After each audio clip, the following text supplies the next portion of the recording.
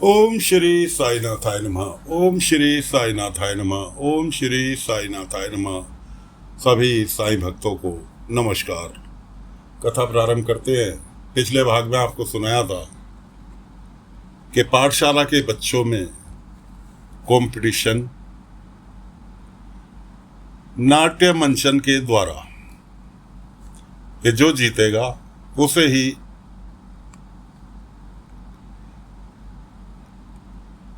कहना चाहिए कि अगर शिरडी के बच्चे नाट्य मंचन को जीत जाते हैं तो उन्हें प्रवेश मिलेगा इंग्लिश मीडियम स्कूल में।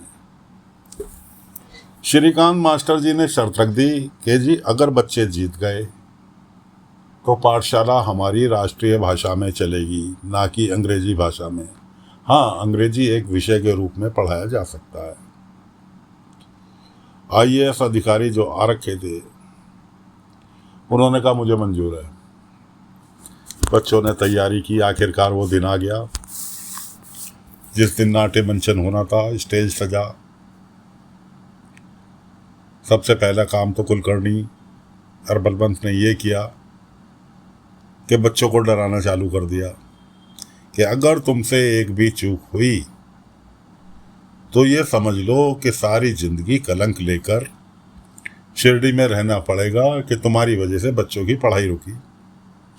अब बच्चे अपने आप को गिल्टी महसूस करने लगे कि अगर हमसे गलती हो गई तो हमारी वजह से सभी बच्चों की पढ़ाई मारी जाएगी। घूमते फिरते ये बात बाबा के पास तक आई। बाबा ने कहा अगर नहीं मंचन किया तो भी तो पढ़ाई नहीं मिल रही।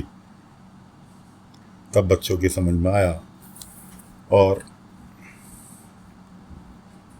पहली पार्टी का प्रोग्राम हो गया। अब बच्चों की शिरडी के परफॉर्मेंस बच्चों की बाकी थी। अब बच्चे घबराहट के मारे स्टेज पे आने का नाम नहीं ले। खैर बाबा ने उन्हें संतावना दी और उन्हें नाटक करने के लिए प्रेरित किया। बच्चे स्टेज पर पहुंच गए अपना परफॉर्मेंस देने के लिए। उधर कुलकर्णी और बलवंत ने को ये पता था कि जो नाटक बच्चे प्ले करने जा रहे हैं इसे अंग्रेज सरकार ने प्रतिबंधित किया हुआ है। क्यों किया हुआ है? क्योंकि क्रांतिकारी नाटक था। बच्चों का परफॉर्मेंस चालू हुई। इधर कुलकर्णी और बलवंत ने पुलिस में सूचना दे दी, थाने में सूचना दे दी कि जी पुलिस भेजो, यहाँ पर ऐसे ऐसे क्रांतिकारी नाटक का मंचन हो रहा है।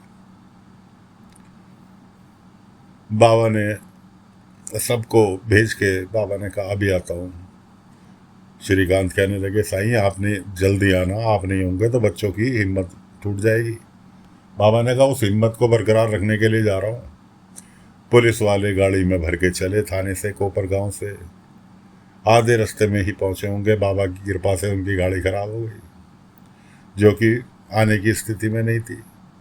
सूचना मिली कुलकर्णी को। कुलकर्णी ने अपने आदमी भेजे बैलगाड़ी लेके उन्हें पुलिस वालों को लाने के लिए कि ताकि श्रीकांत समेत सारे बच्चे अरेस्ट हो जाए। क्यों? जो नाटक प्ले हो रहा था वो अंग्रेज सरकार के विरुद्ध था और अंग्रेज सरकार ने उस नाटक पर प्रतिबंध लगा रखा था कि इस नाटक का मंचन कोई नहीं करेगा। अभी आधा ही नाटक चला था कि पुलिस आ गई। बंद करो ये नाटक। किसने परमिशन दी तुम्हें इस नाटक के प्ले की? तुम्हें पता नहीं ये नाटक पर प्रतिबंध है। अब बलवंत ने और कुलकर्णी ने सारा ठीकरा बाबा के सिर फोड़ दिया। केस फकीर ने कराया। कौन है प्रोड्यूसर इस नाटक का? कौन है राइटर इस नाटक का? श्रीकांत खड़े हो गए कि हाँ जी मैं हूं, गिरफ्तार कर लो इसे। अब काम करना था बाबा को। सब तो अपना अपना काम कर चुके थे। नाटक बीच में ही स्टॉप हो गया और काम करना था बाबा को। बाबा ने अपना शक्ति आजमाई और पुलिस वाले जहाँ खड़े थे, अरेस्ट करने के लिए आए थे, जहाँ खड़े थे वहीं के वहीं फ्रीज हो गए। उनके वो पैर बढ़ाए तो उनके पैर हिलने का नाम नहीं ले रहे। उधर जो दरोगा साथ में आया था गिरफ्तार करने के लिए, वो जब पुलिस वाले कहने लगे जी हमारे तो पैर ही नहीं उठ रहे, हम तो फ्रिज से हो रखे हैं यहाँ, कैसे करें अरेस्ट? वो खुद बड़ा अपने आप को तीरंदाज समझ के आगे बढ़ा। बाबा ने उसे भी फ्रीज कर दिया। बाबा ने कहा, ये नाटक तो होकर रहेगा और पूरा होगा। जब पूरा होगा तो उसका उद्देश्य तुम्हारे सामने आ जाएगा, लेकिन पहले नाटक पूरा होने दो। खैर जी, नाटक पूरा हो गया।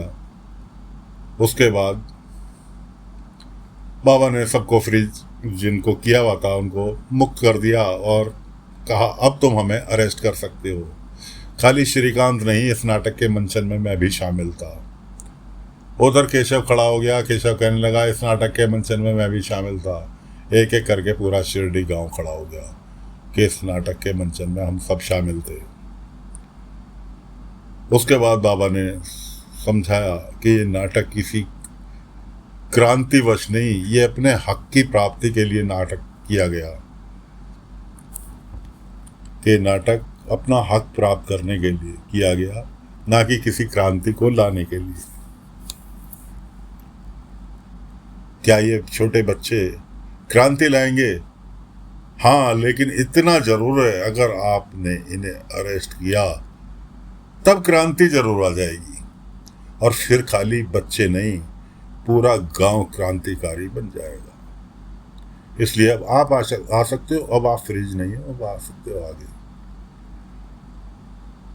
चले पुलिस वाले अरेस्ट करने के लिए। पूरा गांव उन बच्चों के आगे, बाबा के आगे खड़ा हो गया, पहले हमें अरेस्ट करो, हम सब इसमें शामिल हैं।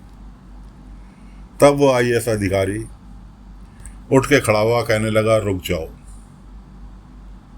तुम्हें शर्म आनी चाहिए। ये छोटे छोटे बच्चे जो कि नाटक प्ले कर रहे हैं, ये क्रांतिकारी हैं, ये क्रांति लाएंगे। कि तुम्हें नहीं पता ये नाटक क्यों प्ले किया गया? ये नाटक इस उद्देश्य से प्ले किया गया कि बच्चों के अंदर अंग्रेजी भाषा को सीखने की क्या काबिलियत है।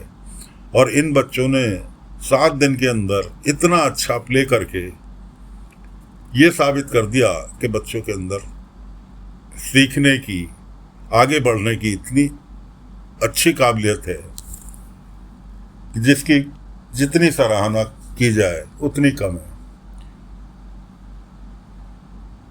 कुलकर्णी और बलवंत कहने लगे, सर वो बच्चे तो इंग्लिश मीडियम वाले ही जीते ना, उन्होंने कितना अच्छा प्ले किया, इन्होंने थोड़ी थोड़ी रुकावट गलती की है ना। उसने कहा, हाँ, माना कि इन्होंने गलती की है, लेकिन हार जीत का फैसला करने का अधिकार ना तो कुलकर्णी तुम्हारे पास है, ना बलवंत तुम्हारे पास है। तुम सब में सीनियर, इस टाइम मैं बैठा हूँ यहाँ, और हार जीत का फैसला करने का अधिकार सिर्फ मेरे पास है।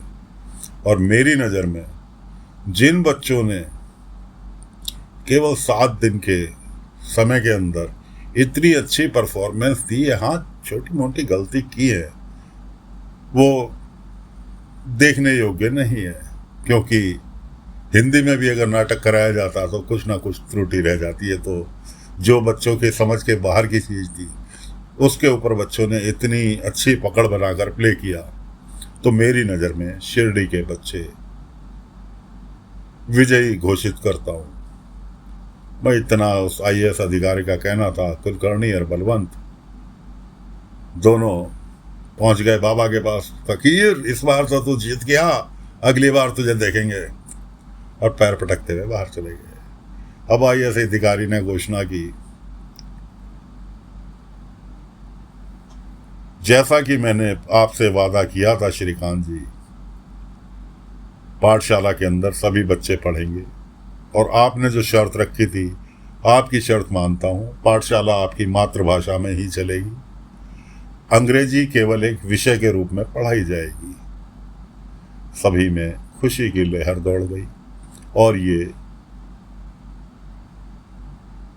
जो स्वदेशी और विदेशी का चैप्टर था, आज इसका अंत हुआ।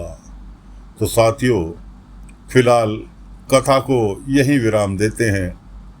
अगले अंक में एक नई कथा लेकर फिर हाजिर होंगे। और दोस्तों, ये कोई मनगढ़ंत कथाएं नहीं है। बाबा के जीवन काल कैसे बीता, साईं चरित्र आपने भी पढ़ी है, हमने भी पढ़ी है।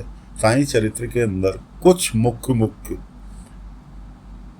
किरदार का जिक्र किया गया है, लेकिन बाबा लगभग 80 साल की उम्र में बाबा का स्वर्गवास हुआ, समाधि ली, और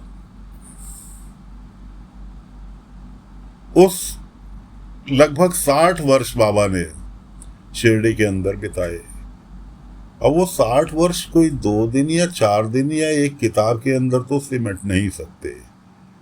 ये बाबा का जो सुन रहे हैं, ये आप बाबा का जीवन काल, बाबा ने कैसे जीवन व्यतीत किया, वो आपको पेश कर रहे हैं। तो दोस्तों, धैर्य बनाए रखें। हर अंक में एक नई कथा आपके सामने आएगी। फिलहाल आज्ञा चाहते हैं, अगले अंक में नई कथा लेकर फिर हाजिर होंगे। तब तक के लिए आज्ञा दीजिए।